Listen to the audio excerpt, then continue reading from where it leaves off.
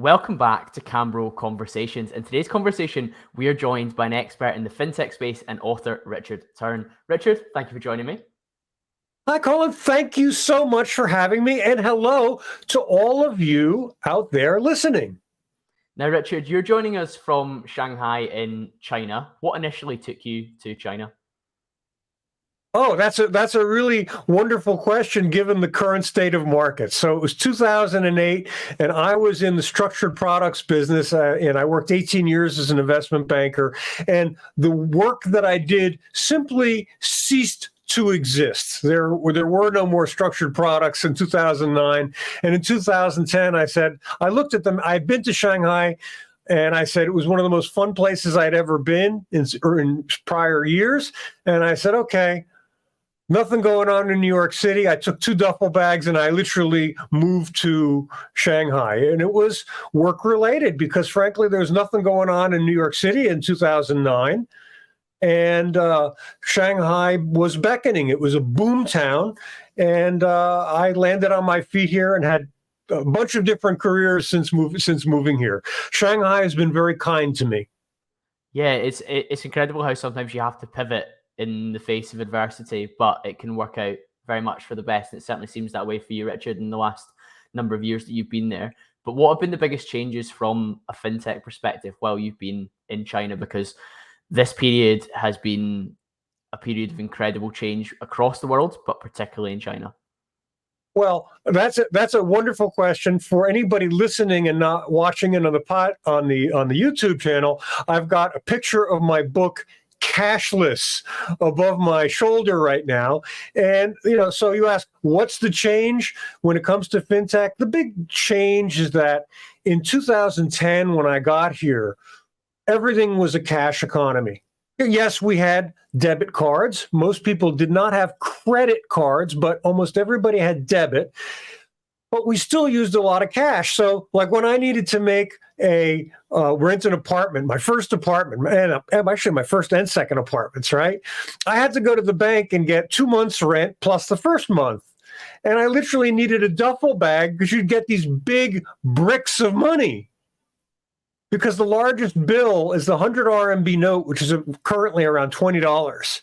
So if you're paying thousands of dollars, you need bricks of money. So I went from duffel bags with bricks of money in 2010 to, of course, paying my rent and whatever else now all digitally. Everything's on WeChat and AliPay, those 2 payment platforms. So China's gone cashless. I don't need bricks of money anymore. Yeah, it's been a huge change. And I think with the pandemic in the UK, there was a huge move towards using less cash. People were encouraged to pay contactless payment. But contactless payment on my Amex or on my Bank of Scotland credit card or debit card is radically different to 2 of the things you named there, which is AliPay and WeChat Pay. Can you just explain what those are to people that aren't acquainted with them? Yes, absolutely. So first of all, WeChat and AliPay launched in about 2014, and they are QR code payment based. Those little square boxes. Actually, anybody looking, you can see my book. There's actually a QR code there, right? So what we do, rather than tap to pay, we have QR code payments, which is, believe it or not, where payments are actually going in the West. Like Facebook Pay now uses QR payments. Square has a QR payment, and more of the world, I think you're going to see transitioning over to QR codes. But for anybody listening, they are deeper and more than, say, a credit card tap, because WeChat and AliPay are digital platforms.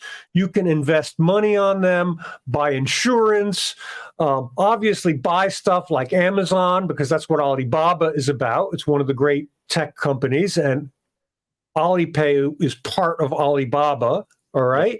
So, but these are digital platforms that are what we call 360-degree lifestyle platforms that basically any need you can think of, they can provide for you. And of course, all the shops online and physically all take WeChat and AliPay, or one or the other. It's kind of like Visa and MasterCard. Some take one, not the other. But there's no comparison to what you can do with a credit card versus what you can do with WeChat and AliPay.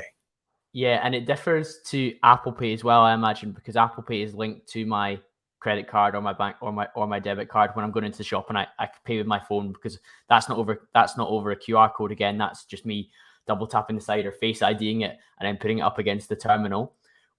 How would you differentiate the two? Because in terms of the customer journey for me walking into a store, I'm in the UK, I'm going to tap with my Apple Pay, I'm using a credit or debit card, but it doesn't change my experience if I was maybe pulling out my WeChat app if I was in China and then paying with a QR code.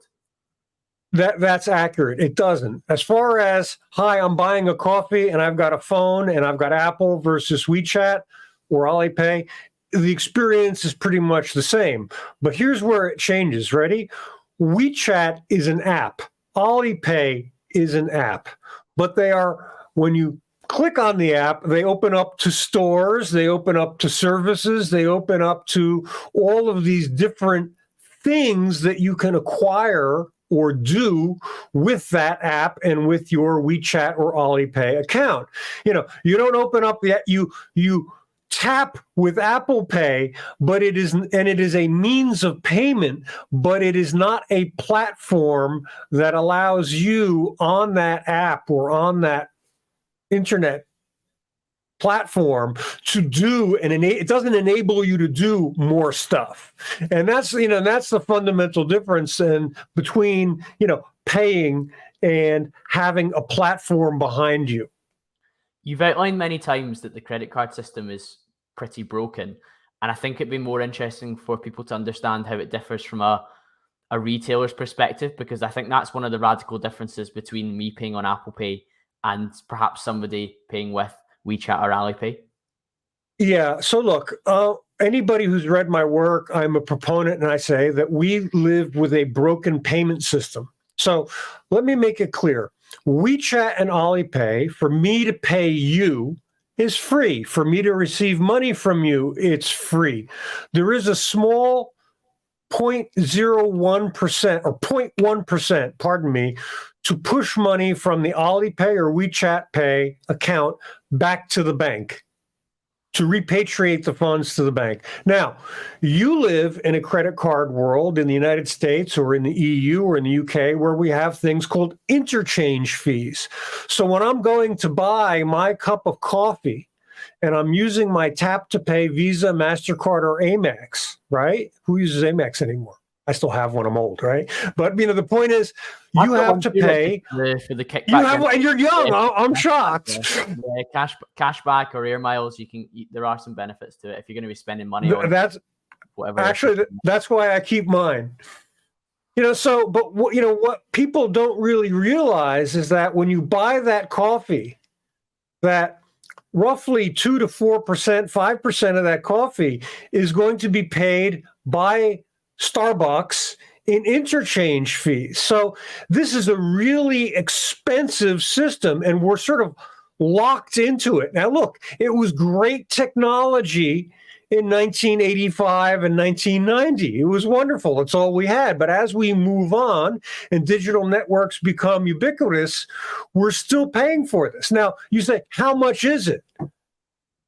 Brace yourself. When you look at the EU, the fees for payment are a full 1.4% of the EU's entire GDP.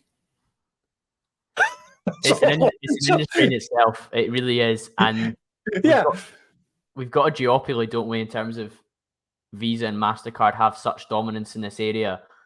They would probably be quite adverse to something like AliPay or WeChat being replicated across the pond.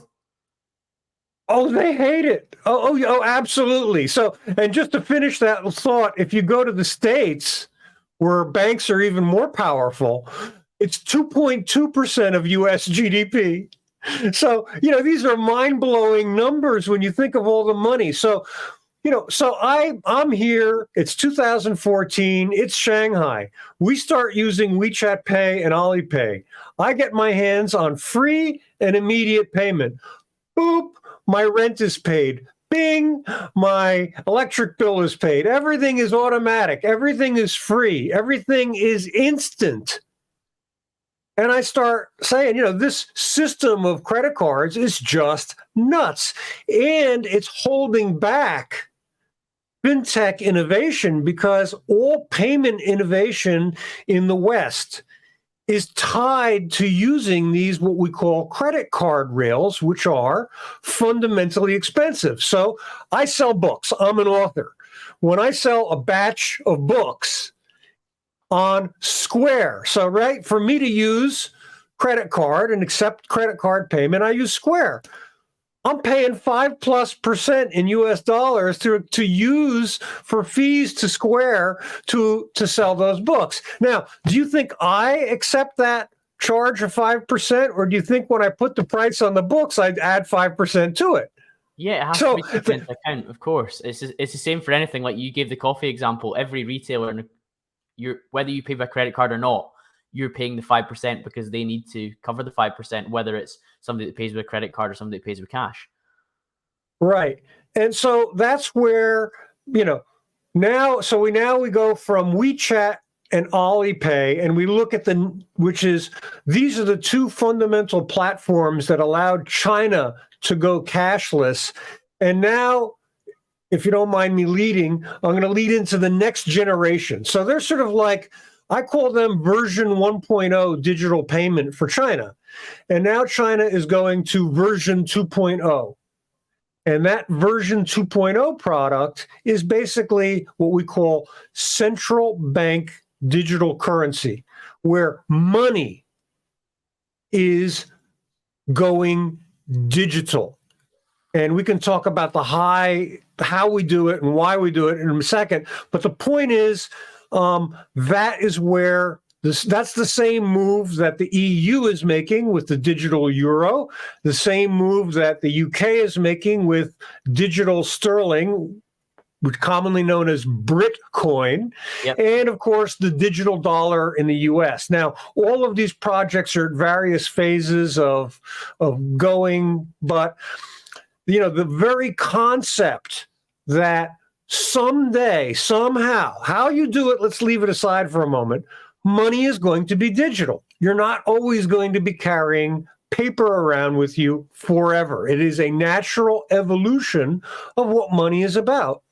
Yeah, it definitely seems an evolution and a bit of a revolution to some extent as well, because I've been deep down the rabbit hole in your newsletters and your LinkedIn articles, Richard, in preparation for this since we got introduced, and I'm excited to do that. But I found that I think it was 105 countries representing 95% of the world's GDP are now exploring central bank digital currencies. So it is a very serious move away from a cashless society, which we were kind of dabbling and moving away from with credit cards, but we didn't have the technology to fully move away from. But this is the true move away.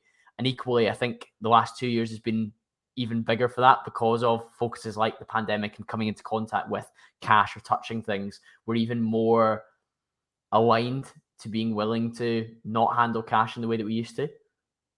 Oh, absolutely. So the pandemic and, the people staying at home, you can't go to a bank branch. You can't use cash. You don't want to touch cash. That pushed forward this, going cashless and digital payments by 5-6 years, whatever. You can argue how, but the important thing is this was underway already. It was happening. Nobody can argue that. Before COVID, we were all using our cards more, but COVID gave it this real big push, and of course, crypto gave it a really big push. So we've got two factors. They talk about a perfect storm where these things all come together at the same time. And we have a perfect storm of COVID plus crypto, and the world is looking now toward digital solutions for payment more now than ever. And I guess the third strand with China to crypto and COVID is that they were already so well acquainted with these private companies that have QR code payment, so AliPay and WeChat. If you're already socialized and comfortable with that, then the next step for it to be maybe publicly delivered centrally owned, government-backed currency is a little bit less of a leap than if you went from cash to a central bank digital currency immediately. Oh, absolutely. So look, and that's a great lead in. There are many who are familiar with WeChat and AliPay, and they say, oh, well, the reason that the Chinese government launched its central bank digital currency, which is in trial, it's not fully launched within the nation yet, but the reason they launched it is because they wanted to hurt or harm WeChat Pay and AliPay, and that couldn't be further from the truth. First reason is because China started work on its digital currency back in 2014, which was the same year that WeChat Pay and AliPay launched. They weren't popular, they were just launching. But the second important thing to understand is that how could you blame China? China found that there was a direct GDP boost and impact from WeChat Pay and AliPay. And they had digitized a certain amount of payments within the nation. And they found that small villages could use them. It increased the amount of people who were financially included. So it was fundamentally a good thing for China. So look at it this way. If you have a little bit of something and it's good for the country, why wouldn't adding and giving a little more, why wouldn't you do more, hoping for even a bigger GDP boost? Well, it would be foolish for China not to pursue a digital currency when it had been so successful. What have the steps been then since 2014? And it's still in trial phase, you said that, so it's not quite there yet, but what have they been up to in that kind of interview? Sure. Yeah, let's break it down. It's really simple. So they basically went from 2014 to 2021. It was a 7-year development phase. Now that's important. And the reason why it's important is because we've got the US just starting its research this year. EU started a couple of years ago. UK, they're kind of with the U.S. They're just really getting rolling. They're still debating it very heavily. Yes, Sunak only announced it in July 21, really, that he was considering it, and that's pretty much all there's been so far. Yeah, and then it went to the House of Lords, and I loved it because the House of Lords is known for being conservative, and their comment was, we cannot possibly think of a use case for central bank digital currency, which to me was amusing because it was not future looking, it was looking backwards, but that's the House of Lords, but that, and so be it, right? Yeah. But the 7-year, so where are we? So they started in 2014 with the research, and in 2021, they started the first trial to see if it worked in the city of Shenzhen in the south of China. And now, of course, they used it in the Olympics, which made the news, even though I know the Olympics was subdued event given that nobody could travel, but the Olympics were supposed to be the digital RMB or the digital yuan's coming out party, but no luck because we didn't have the tourists. But people saw it, at least. It was in the news a little bit. And we're probably, I'm guessing, we don't have an official launch date where it will go live throughout the country. It's in about 13 or 14 cities now. But we're looking at probably within a year from now, it will be officially launched. And it will be the official currency of China. Now, real quickly, cash isn't going away. It will be cash, central bank digital currency, or digital yuan, or WeChat Pay, or AliPay, or credit card. You pick how you want to pay. For the consumer, it'll be great because you'll have all the options, many different payment options. What technology sits behind it? Because you mentioned that crypto is a driving force. Now, as somebody that is interested in crypto personally, I know the potential benefits of the blockchain for something like this, but China were not in favor of using the blockchain. Why was that? Sure.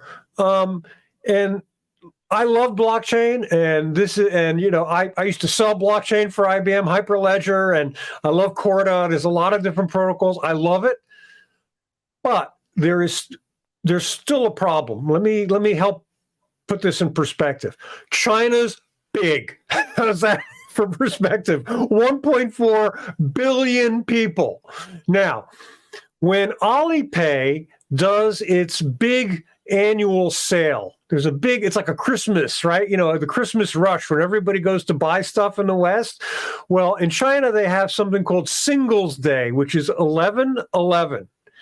So during Singles Day, the AliPay platform at its peak has to process 540,000 transactions per second. Sounds like a big number. Let's put it in perspective just to sort of make it reality. If I look at the credit cards, Visa and MasterCard networks in the US or the EU, they're built to carry somewhere around 50 to 70,000 transactions per second. If I look at Bitcoin, it's 7. If I look at Ethereum, and I forget it exactly, it's maybe 1,000 or a couple of hundred. I can't remember. It's also way too slow. Now, when we look at new protocols, somebody's going to say to me, oh, but there's Ether 2 coming along, and that's right. Ether 2 will probably do it. It'll probably get 300,000 to 400,000 out of the box, no problem. But Ether 2 doesn't exist yet. And we have to remember, central banks don't build on brand new technology. They're not on the bleeding edge. So when China and also when the U.S. government did its early studies now on what do we build this? They're asking a question, what do we build this on? They found that blockchain just simply wasn't fast enough. Now, if you're a smaller country, no problem.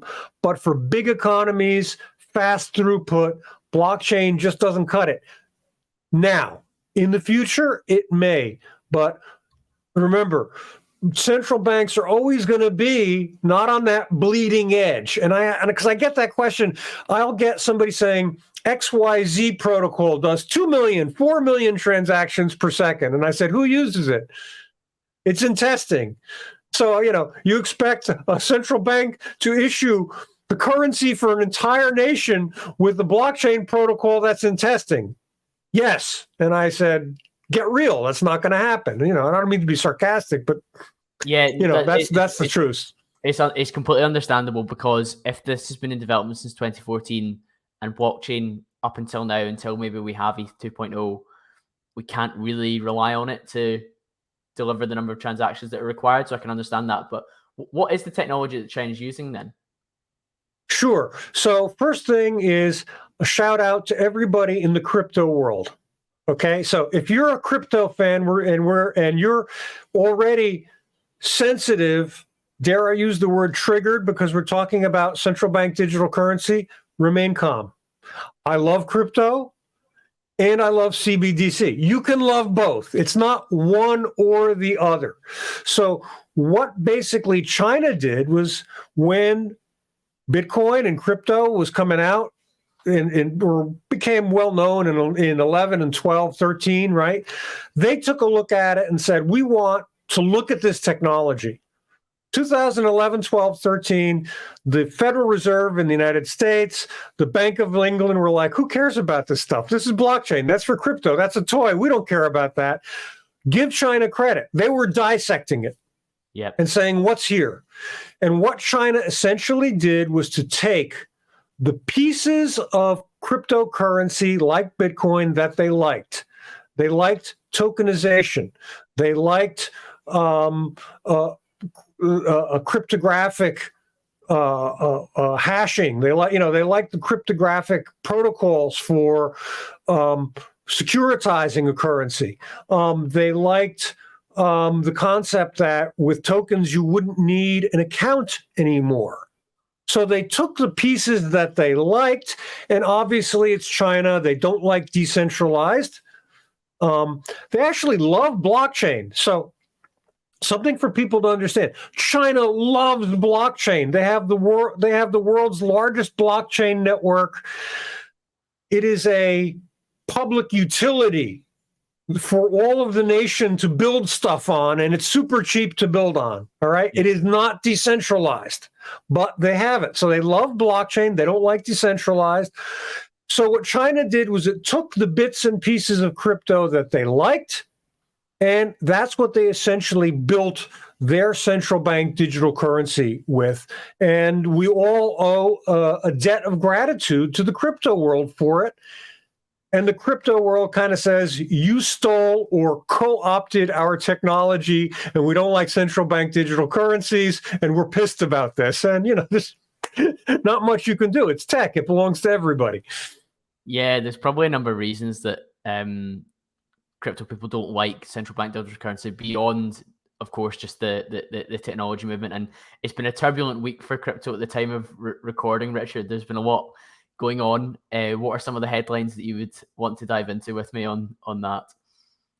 Yeah, look, I'm not the kind of guy who talks about the price of crypto going up, down, whether you should hold, whether you should sell. I like to hit on larger themes. And I think that the larger theme that we really need to be thinking about as we look back is the concept of trust, and who and where do we place our trust. And I think that's sort of a critical element that connects so many of the problems, issues that we've seen in the crypto world, and in the last since the crash began at the head of the year, at the top of the year. And I think that's something that maybe we could talk about as a way of framing it all.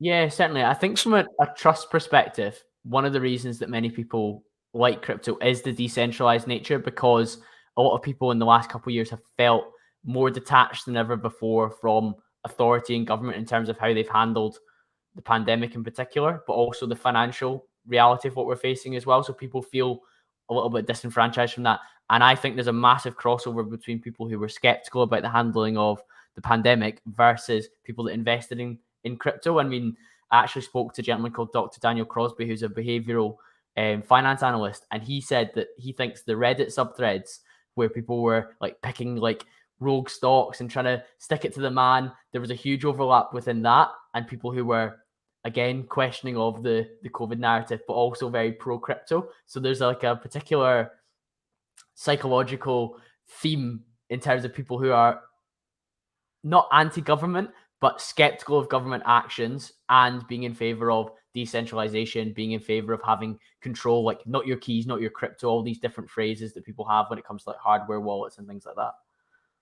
Yeah, look, I can't blame them. Look, I'm probably older than many of your listeners, and I was there in 2008, and I was disgusted when I saw the Federal Reserve and the Bank of England bail out large financial institutions, and I watched, Hank, a critical moment for me, Hank Paulson on TV telling everybody we have to pay AIG at 100% of their claims. Goldman Sachs would get 100% of what was owed by AIG because that's what a contract is a contract. And I sat there and I said, no, I'm a trader for 18 years or 17 years. And everybody knows something called a haircut, meaning a discount. So yeah, I don't blame people for distrusting government, but being skeptical, distrust of government, yeah, I'm down with that. I got no problem. But the question is, where do you then put your faith? And so what we've seen is that people have put faith in what I would call, quote, a community. Yep. And that's problematic because basically faith in the community, whether it's a crypto community overall or, and we'll talk about this in a second, the Luna Terra community, okay? Or the ape, the ape NFT community. We're putting our faith in these digital online communities. But the problem is for many, we are losing the ability to ask independent questions and independent thought because we simply believe what the community believes. Yeah, I think that's very, very powerful. And I think there, again, is an overlap, which I spoke about with Daniel Crosby, was people, when they were isolating and quarantining and staying at home, were seeking connection. And they found it through a crypto community. They found it through a Reddit thread where they were all investing in like the Robinhood stocks and stuff like that. It's very funny how people gravitated towards something that gave them a sense of community, because we are social animals. That's how we're designed. So when you're in a lockdown situation, you reach out and you invest without maybe the same due diligence that you might do previously. And it's clear that some people have been very badly burnt by blindly following a community's like connection. Absolutely. So look, so here's the one thing that I can tell you. So ready? If I talk to I was talking to a friend of mine who's a medical doctor a long time ago, and he was an emergency room doctor. And he said, whenever a patient comes in, I must presuppose that there is illness. My supposition is that when you come to see me, that you are sick. My supposition can't be, you're faking this, you're not sick, please leave. Make sense? Yeah. So ready? After being a banker for years, when we talk money on Wall Street, the supposition is that you're not going to get your money back. The supposition is that something will happen that will try to make me not get paid back, or not, or not receive the return. So my job as a banker is to ensure that I'm paid back, or to ensure that the products that if I'm selling one, don't cost me more money than they're supposed to, right? So the supposition for these communities that are financially related, because it's money, it's crypto, has to be not kumbaya, we're all friends and we all love one another and it's going to be great. It's a utopian. The supposition has to be, how are these people trying to take my money? And I know that's heartbreaking for people to hear. And you're like, no. And I'm like, yeah, I'm sorry. So now I want to give you two examples of this. The first is Mike Novogratz from Galaxy, the man who got the Luna tattoo. Now, for any of those who are actually watching on video now, there's actually a picture going up, and you can see the picture of Mike Novogratz's Luna tattoo, where he tattooed that he was a lunatic and a fan of Luna. Now, just to put this in perspective, Mike runs this Galaxy Capital, and Galaxy was a big investor in Luna. So in January, and this late December or January, I have to get the right dates, I'm not exactly sure, he's telling everybody how fanatical he is about the Luna token to the point where he's getting a tattoo on his arm. When Terra and Luna collapses, it's around the end of the quarter. So the quarterly reporting for his hedge fund, Galaxy, revealed that Galaxy, the hedge fund, had sold the majority of its positions in Luna and Terra. Yep. So let's work this out, folks. January, his picture with the Luna tattoo is everywhere. March, his company is selling everything out, and who's left holding the bag? Retail investors. The poor people in Luna and Terra. Yeah. So I really feel for them. And, he's literally a billionaire. So frankly, he's not losing any sleep over this, even though he issued a letter that basically said the tattoo will be a reminder. And I said, well, a reminder's nice. Wouldn't it be even nicer if you said, I'm sorry? That may sound flippant or ridiculous, but really you owe the planet a freaking apology. Anyway, and then we've got one more example, which is, of course, Do Kwon. Now, I am looking all the time to watch the resolution of what's happening. And for those who are on YouTube, you can see I've just got a picture of Bernie Madoff next to Do Kwon. The lunatics, as they call themselves, not me, the people who are fans of Luna Terra call themselves lunatics, are so fond of the community that they still do not even believe the police reports coming out of South Korea showing that millions have been laundered out of Singapore to Virgin Island accounts, and that he's up for back tax. Up for back taxes for 50 to 70 million. So the question is, who do you trust? And digital communities are potentially dangerous because the people who are at the center of these communities, who are promoting these communities, may have vested interests that are not the same as yours. Richard, I don't think they may. It's clear that their behavior is based on a rug pull. And it's interesting to use that example of Bernie Madoff, who it says there was sentenced to 150 years in jail for his financial crimes. But you get somebody like the owner of Lunar there that has behaved in exactly the same way, in a complete cash grab and a rug pull, and is siphoned off funds and is able to then go on and create Luna 2.0 because of lack of regulation. And I am somebody that's massively against loads of red tape, loads of bureaucracy. I don't like the idea of everything being micromanaged by the state, but the state tends to be a slightly better actor than private individuals like that who have bad intentions. So you need, for me, good quality projects with decentralization. I like the idea of that, with good actors, but you cannot have blind faith as these individuals have had. Otherwise, you are, the phrase you used was, you're left holding the bag. And I think the NFTs thing, which you hinted towards as well, I called that very early on the podcast with two guests who were talking about crypto. The guys from Crypto Glasgow, the consultancy, they called out immediately that this market is hugely overpriced. You have celebrities who have no idea about the technology, no idea about what NFTs are actually there for, pushing a JPEG because that's the only part of it that they can monetize at this moment in time. So it doesn't surprise me when you see people acting like that when they have the opportunity to financially change their life while unfortunately stiffing others. That's like like water off a duck's back for these individuals.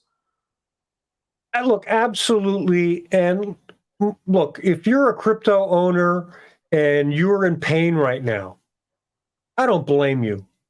I feel for you. And there's the German expression, Schadenfreude, laughing at somebody else's pain.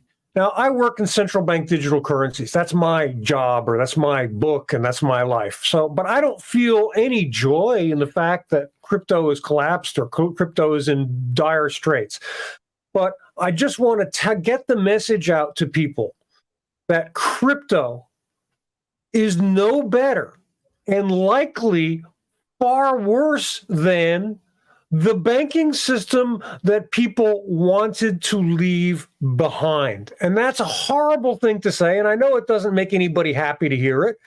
So when you say we need better projects, we need quality, we need the people to be looked at, it's called regulation. It's not new.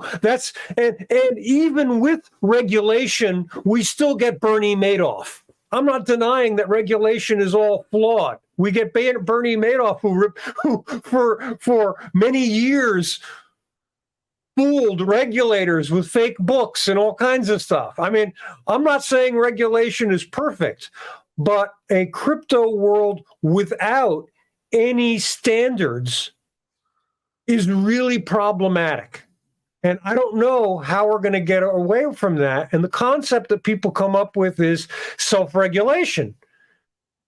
To which case, I go to my first statement. We must presume that there is sickness. So if you make the presumption that people are sick, and in this case, trying to steal your money, and then you say, oh, you can regulate yourself, I don't see that as much of a solution to making a better crypto world. And I genuinely want a better crypto world. I want a better crypto world to sit alongside and challenge, or at least be in another vehicle rather than just the central bank digital currency, because I don't like the idea of monopoly. I don't like the idea of only one option. I think it's healthy to have multiple, but as you say, we need these projects to be, unfortunately, more regulated than they are, because it is a wild west. And I still think, because it's relatively early days, albeit you talked about a 7-year development period for the central bank digital currency in China. How many years have we been developing Bitcoin, and we still have the teething problems to mean that it's not quite suitable yet to be a currency? Like, I hold Bitcoin as an investment. I don't hold it with the expectation that I will be spending it, because I wouldn't want to go and pay for a coffee with my Bitcoin. I want to hold it. I want to keep it. Sure. Whereas if somebody's holding Bitcoin in particular up as a currency, I'm a little bit more skeptical. That I see it more as I try and look at it as a digital gold in the longer term. At the moment, it's very hard to do that because of the market conditions, but it differs greatly for me from something that I would want to spend. Look, I think that's a great. So I want to let's help everybody. Let's look at the future that I envision, and maybe people share it or they don't, and that's okay. My vision is that sometime in the future, let's call it 10 years from now, just to give it, because it's not going to be 20 years out. It's going to be between 5 to 7 years. You're going to live this future. Okay. And this future is that when you need to pay for something, you will open your digital wallet, or wallets, plural, and you will pick what you want to pay with. You will pick between a stable coin. You will pick between a central bank digital currency. You will pick between your credit card, which will still be there. They're not going away, right? And if you wanted to, you could pick between some form of crypto. Which one doesn't matter, right? But I look at a world where you have the ability to choose, and I agree with you, because having that choice, ready, keeps them all honest. Stable coins keep CBDC honest. CBDC definitely keeps stable coins honest.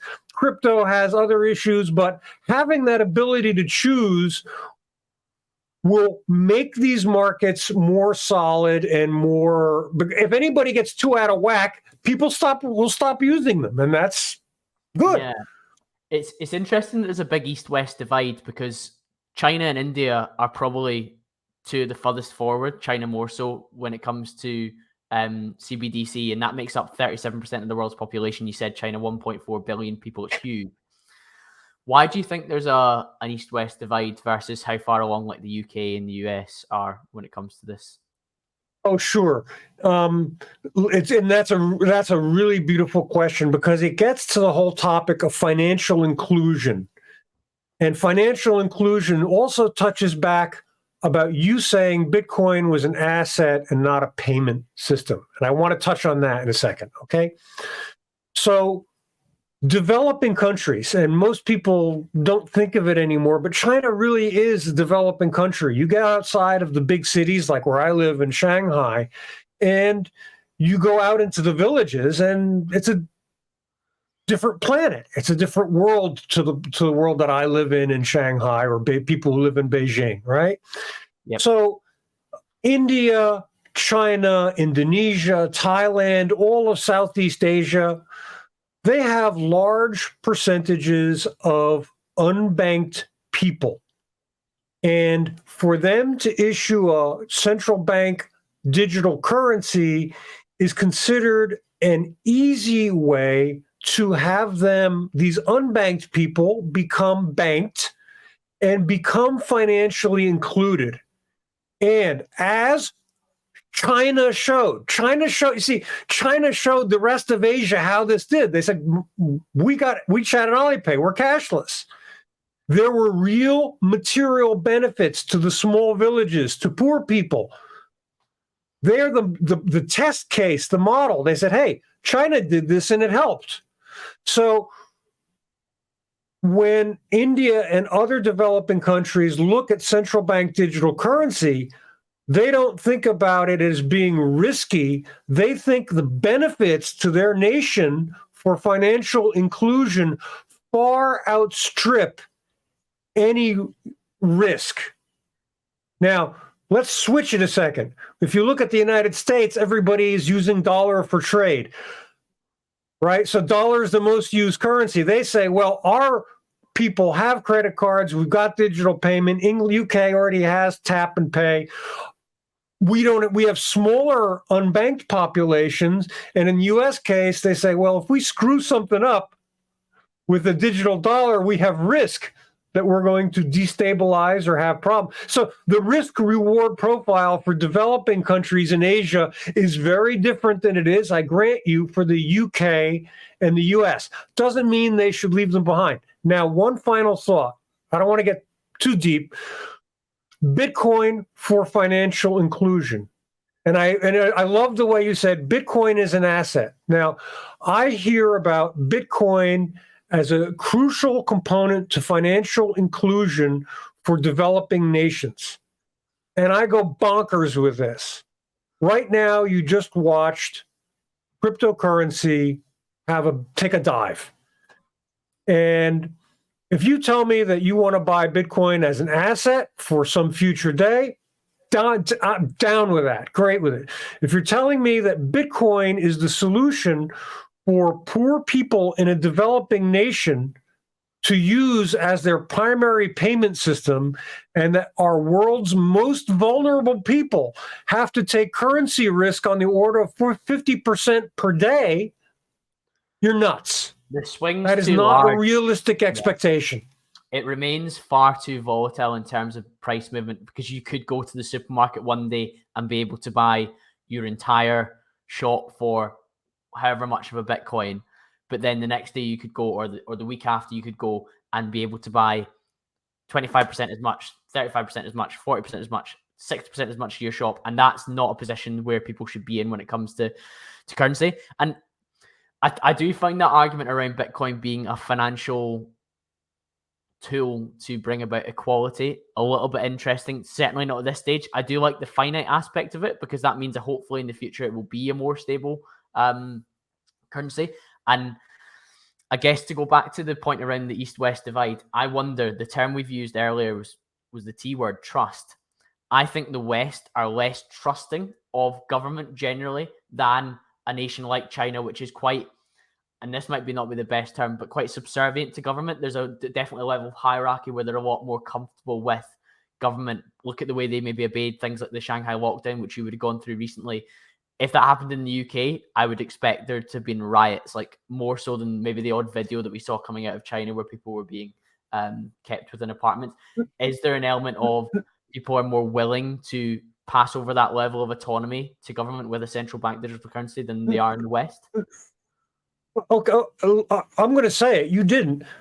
In China, there is a tremendous level of trust for government. And there are surveys on this, and then people argue whether the surveys are true or not. But, generally, the Chinese government has delivered year after year of better standard of living for its people since Deng Xiaoping in the late 80s. So there is a tremendous level of trust of government here. Certainly COVID and certainly lockdowns, and I live in Shanghai, I was locked down. Certainly that had an impact. I won't deny that, but I would never use the word subservient, because Chinese people are surprisingly outspoken.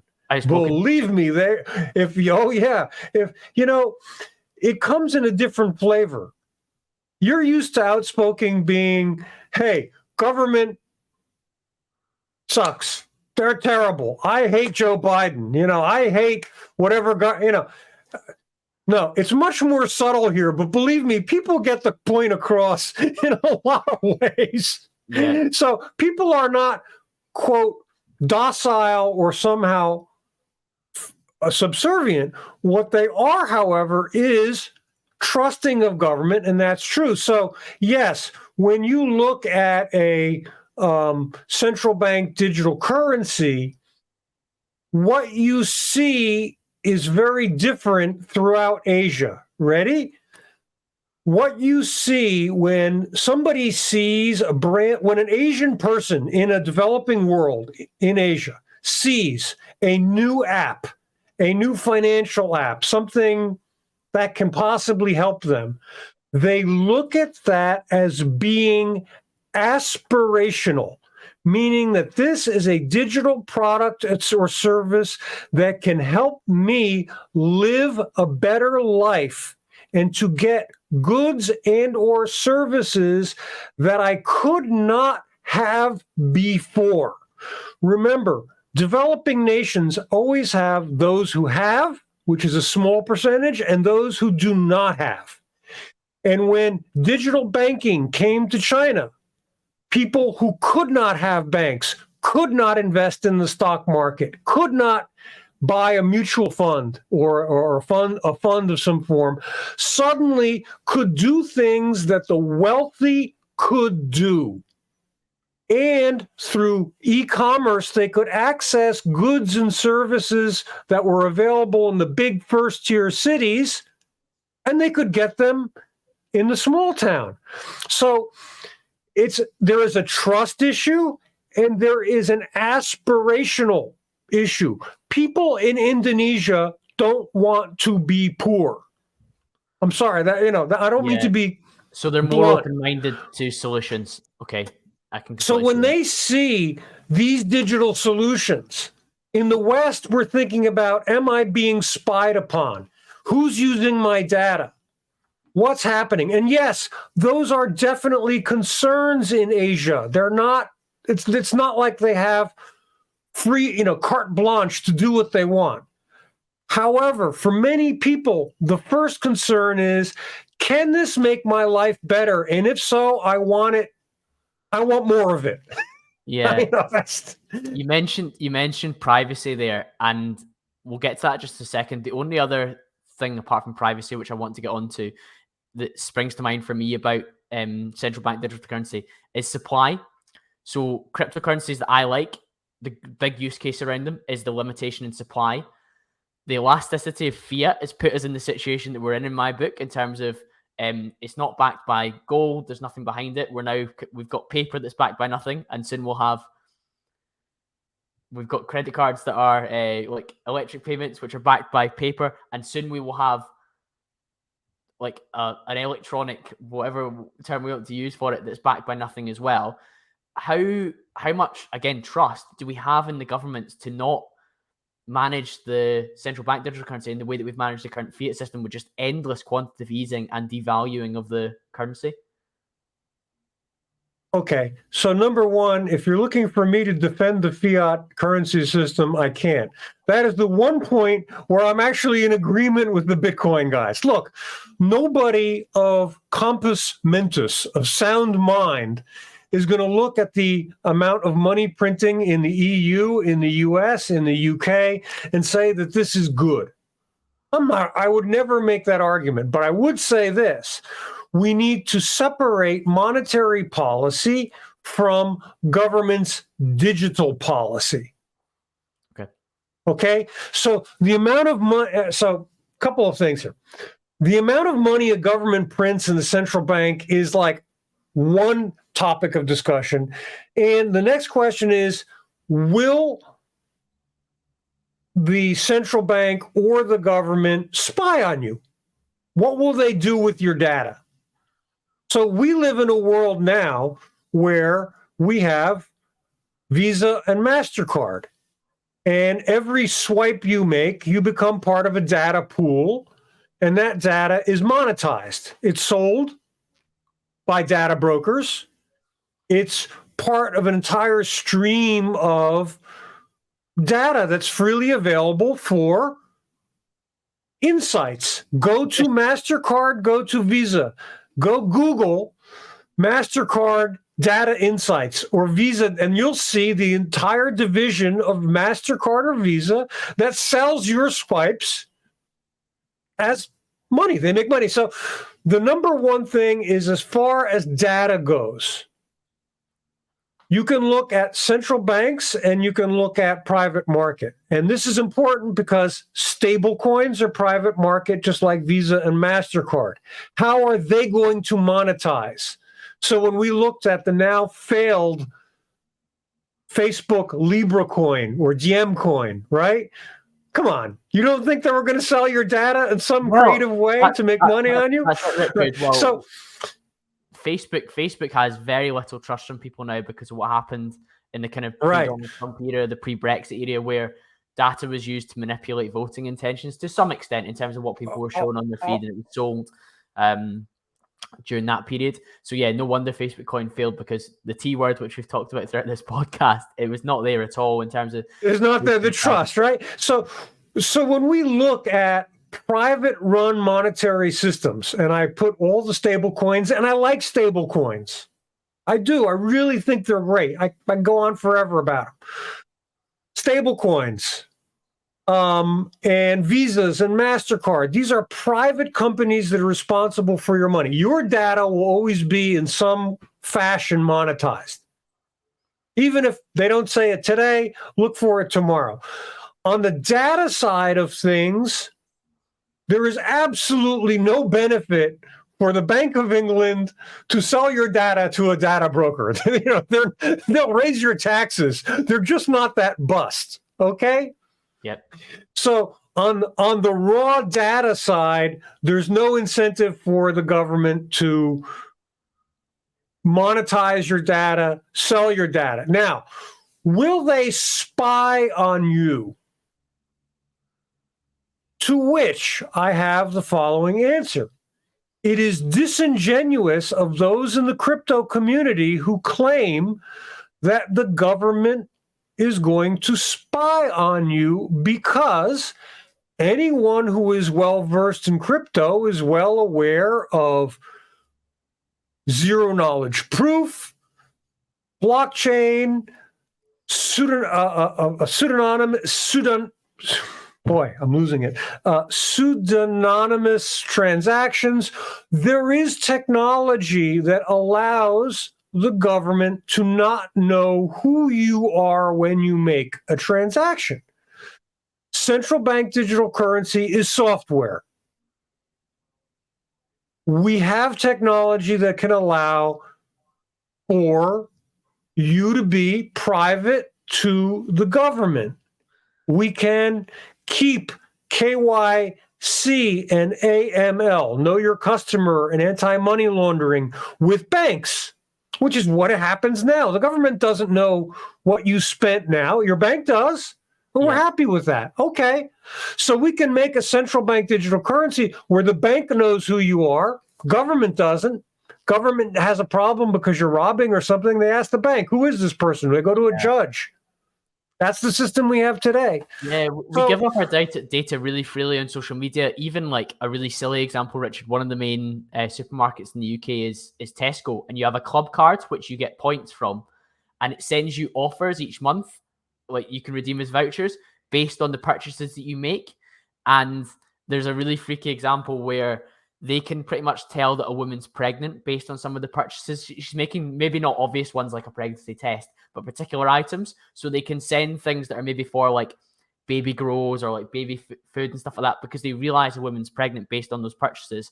So if you're really concerned about your privacy from that perspective, in terms of people observing what you're buying, I think the horse is already bolted from the stable in that perspective. One of the main things that springs to mind for me is around the term that was being thrown around when Bitcoin was talked about, was whether it was going to be programmable or not. And the second element of the programmable thing that really concerned me was states could potentially control how you spend your money. So what I was able to actually buy, not just the quantum of it. So for me, that was like a big red flag where it could be a potential power grab. Yeah. Where in the future, Richard, let's say, for example, the environmental goalposts continue to shift, and I'm told that I can't fill up my car this week, or I can't buy this particular, like we've got a big focus on being meat free at the moment in certain areas, which I have no interest in at the moment. I'm quite happy to eat my meat.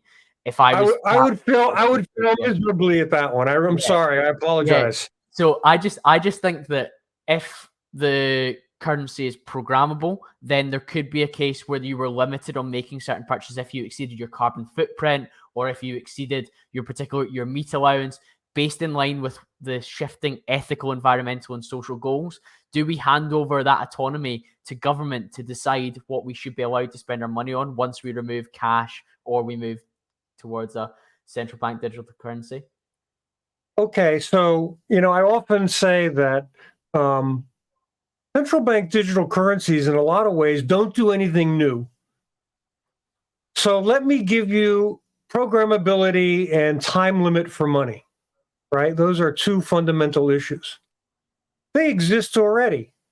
When we give, in the United States, aid payments, we call them food supplements or food. They used to call them food stamps. There's different terms for them, and I admit I'm not getting it right.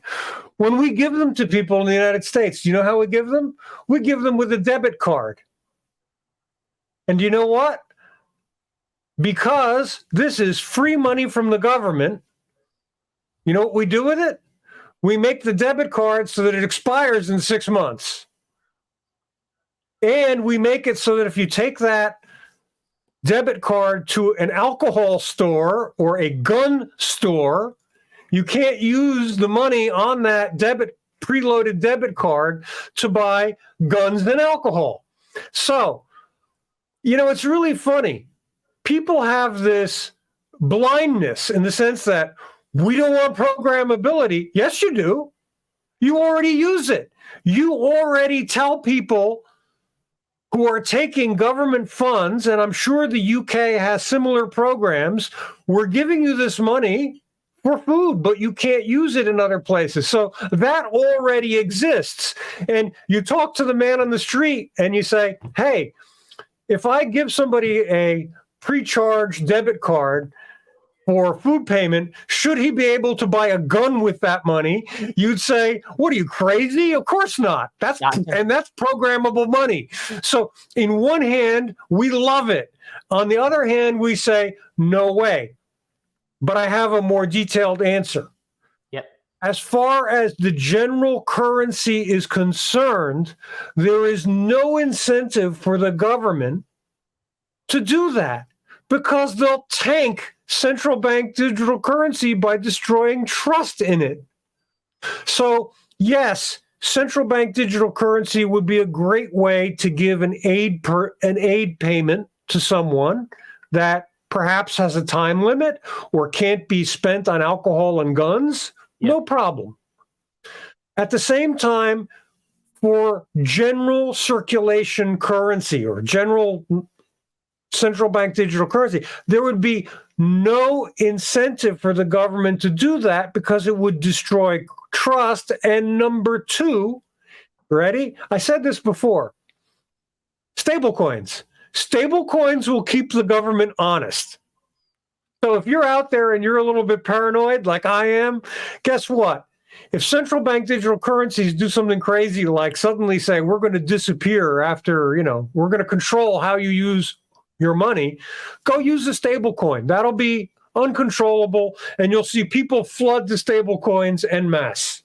I think it's vital that we have those private companies to sit alongside government then, particularly in the UK, where I want less and less state, not more and more state. And because I think they've shown they're pretty incompetent during this period, I'd rather not give them more autonomy to make more decisions. And my concern would be that it's a case of letting the genie out of the bottle if you give them a programmable element of the currency where, of course, if somebody was on benefits or aid, if that's restricted, some people politically would quite agree with that in terms of they shouldn't be allowed to spend it on particular things. But for private money, or privately earned money through another means, through a private employer, people would panic if they thought the government could then change the ability of that. So, of course, things like a stable coin, crypto, some sort of rival to keep honesty, I think is a more reassuring position to be in.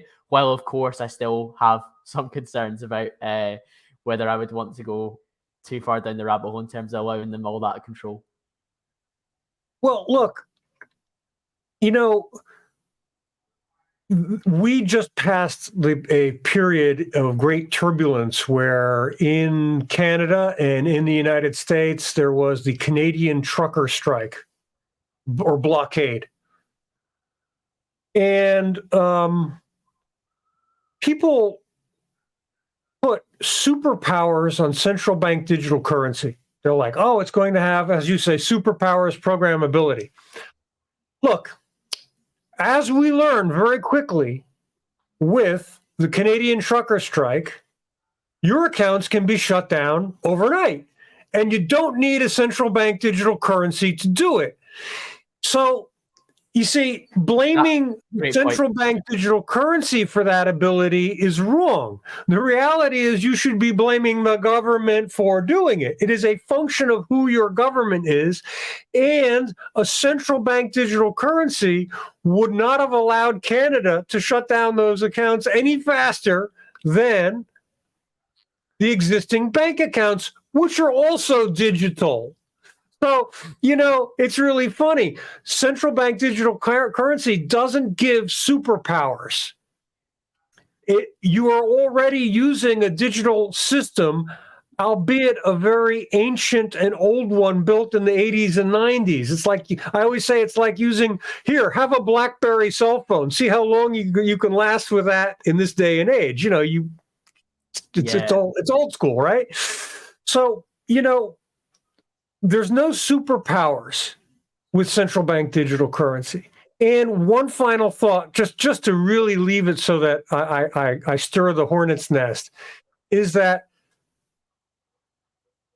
decentralized crypto didn't fare, it did well and not so well during the trucker strike, because most of us use, quote, decentralized crypto on centralized networks. We need to go through exchanges, and they are centralized. So anybody who is saying that Bitcoin is decentralized is accurate. The passing of Bitcoin on the network, no question about it, completely decentralized. But the reality is the entrance and exit ramps are centralized in most of the developed world. So the decentralized argument is very hard. So as soon as the crypto exchanges were all cut off, shut down, just like they shut down a bank account, you may have been able to transfer your crypto to some other place, but you certainly couldn't use it.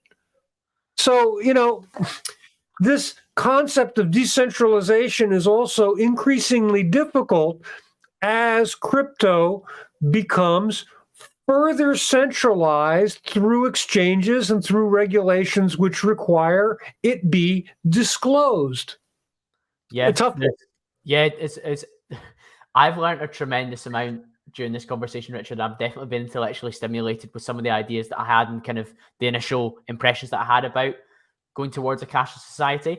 And I think the vision that you put forward in 5 to 10 years rather than 20 years, which some people would say, is coming sooner than we think, would be for a number of different options with it on our phone in terms of ability to make payments. And one of those is very, very likely to be central bank digital currency in the UK as well, albeit a lot slower than China have managed. Richard, as I said, I've absolutely loved this conversation. We dived into lots of different areas. People are going to want to continue this conversation with you. Where should they head towards? Hello, everybody. If you've listened this far, I would love to hear from you. If you disagree with me, tell me why I'm wrong. If you agree with me, tell me why I did something right. And the way to do that is to reach out to me on either Twitter or on LinkedIn. I write about CBDC and crypto every day, mostly CBDC. I write every day about digital currencies. My book is entitled Cashless: China's Digital Currency Revolution. And if you think, what does that have to do with me? Let me make it clear. China is showing you what your future is going to look like. China's already cashless. You're going to get there. How you get there doesn't matter. You will live like we do in China, and I show what it's like in a very, it's not a technical book, it's a very basic, fun book. And that, of course, is on Amazon. So Twitter, LinkedIn, Amazon for the book, always Rich Turrin, TURRIN.com. And I would be honored and love to hear from you. So thank you so much for having me, Colin. And thank you all out there for listening. Pleasure, Rich. Those will be linked in the show notes, guys. Thank you again for listening. If you are enjoying this, make sure you've left a 5-star rating on Apple or Spotify, and I'll be back to speak to you all again very, very soon.